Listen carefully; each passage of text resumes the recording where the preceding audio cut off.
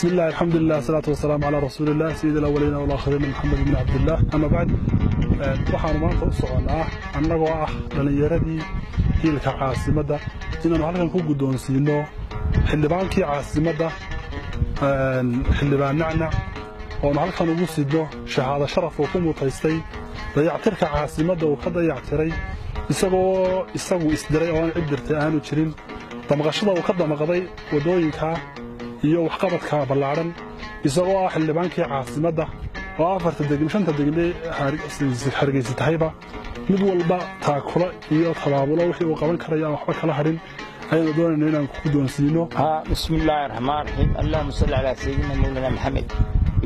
aad baan ugu mahadcelinayaa dhalinyaradan hablaha iyo wiilasha la baxay magaca caasimada waa magac weyn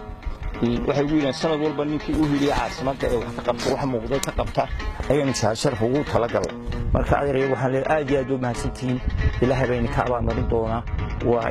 ininku deetaas wax qabasho marka waxaan leenahay qof kasto u dhashay caasimada inuu wax qabto waa waajib yaan la mooyin dawladda hoose meeyay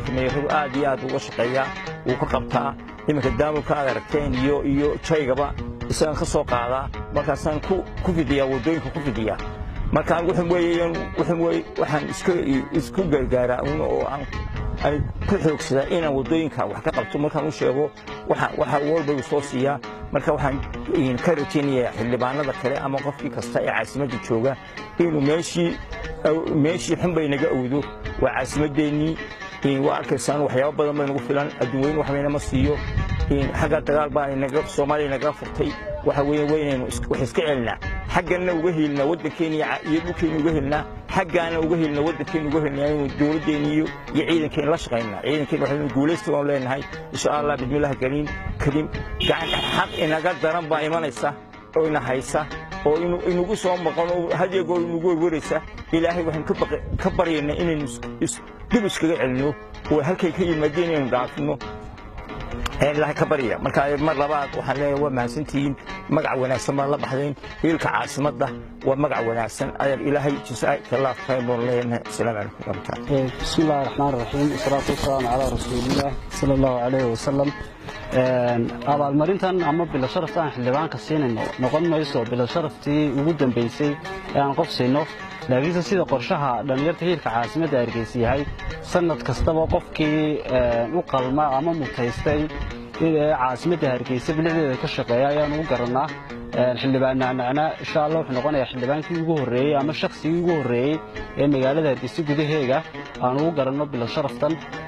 sidoo kale xildhibaan nacna waxaan uga mahad celinaynaa inuu yahay xildhibaan dadka faraya wadaniyad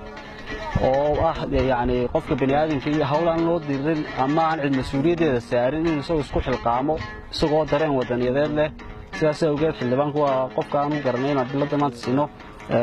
biladan ku guddoonsiinayna waa tan xildhibaan guddoon wacan ما شاء الله